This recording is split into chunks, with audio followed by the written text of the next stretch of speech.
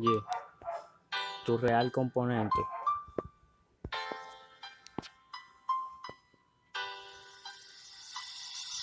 Aprecia lo que tienes antes de que sea tarde, porque sé que el tiempo escapa y estás capaz de olvidarte. Puede que pierdas algo que tú quieras por orgullo. El Goku ahora ya no es de nadie, pero que antes era tuyo, y todo puedes perder solo por una estupidez. En un intento violento pensarás aquella vez, en un tal vez en que por una tontería se fue a tomar por culo aquello que tú más querías. Guarda un recordamiento antiguo de los niños pequeños, como cuando por el hecho de quitarle un juguete quiere tenerlo y se da cuenta de lo que eso significa. Crear y rectificar se escriben en la misma línea. Hay que valorar cada detalle por muy pequeño que sea. Aprovecha el tiempo bien, intenta evitar las peleas. A veces por miedo la gente cambia, pero no sirve de nada cuando un recuerdo se va y entonces sigues muerto con la conciencia vacía. Intenta hacer pensar que la culpa no fue mía. Hay que pensar muy bien en todo antes de actuar. Arrepentirse significa tardar en rectificar. Morirá ese sentimiento que corría por tu sangre.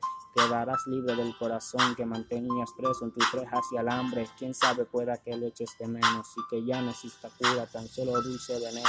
No dejes escapar lo que puedes perder. Aprecia lo que tienes antes de que sea tarde. Joder, no supiste valorar lo que tuviste. Hace saber, si no hubieses hecho el idiota, todo sería igual que ayer.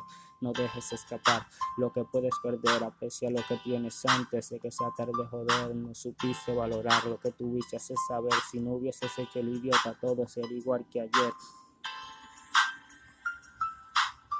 Y así dice mi melodía. Tu real componente.